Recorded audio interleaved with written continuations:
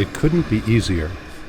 You download the app, you use your phone to unlock the scooter, and you're off to the races. A little background. On October 15th, 2019, San Francisco authorized 4 companies, Spin, Lime, Scoot, and Jump, to launch fleets of e-scooters onto the streets of the city. A little background. The 4 companies were selected from 11 applicants. They scored the best in a competitive process. But there was irony in this selection. Back in 2018, Spin, Lime, and Bird Rides had deployed e-scooters without the city's permission and had been hit with a cease and desist order. None of the 3 had then been selected for the 1-year pilot program that followed. But now Spin and Lime were part of the permanent program. And Bird, the most controversial of all the scooter companies because of its philosophy of seeking forgiveness, not permission, was also back. In June of 2019, Bird acquired Scoot, and Scoot was one of the 4 new permittees. But while the pilot was underway in San Francisco, scooter injuries were gaining attention around the country. On February 5th, 2019, Consumer Reports released a nationwide investigation that found more than 1,500 scooter-related injuries in 47 cities where either Bird or Lime operated scooter fleets. The investigation found a low level of helmet use.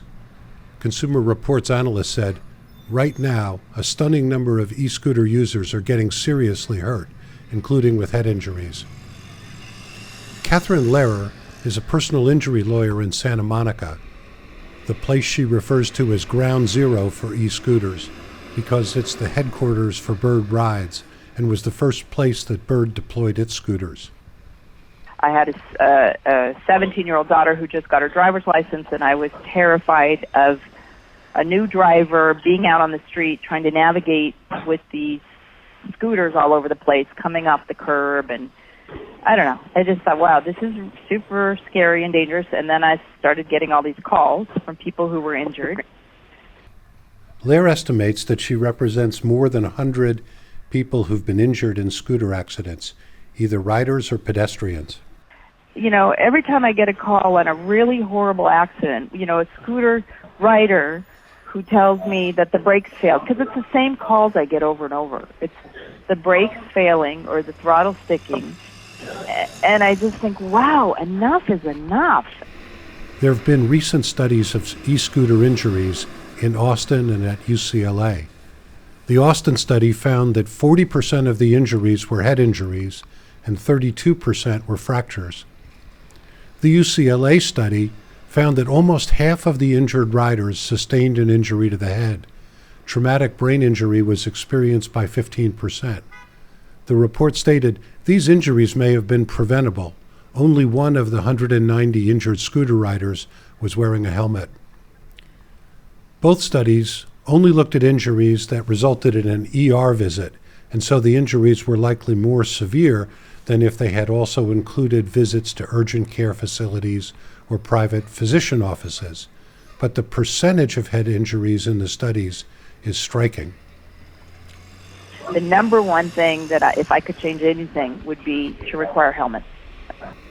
In California, until 2019, helmets were required for all e-scooter riders regardless of age. And then Bird sponsored a bill that was passed, voted into law, which removed the helmet requirement for adults, which I think was a really, really bad thing.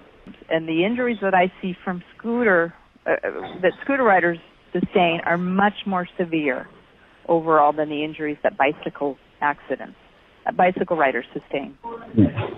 And it's sort of like maybe a bicycle rider will have a broken bone, but with scooter riders, what I see are shattered bones. On the streets of San Francisco, the rarest of sights is a scooter rider wearing a helmet. There are many other scooter behaviors that have safety implications. Scooters parked in the right-of-way, scooters abandoned in the streets, scooter riders on the sidewalk, 2 riders on a scooter. And San Francisco has its own dangers, dense, crowded streets, large hills. One company has a warning on its app that literally states, "Don't ride down steep hills. The brakes aren't powerful enough to safely control speed on hills. Walk your scooter downhill instead."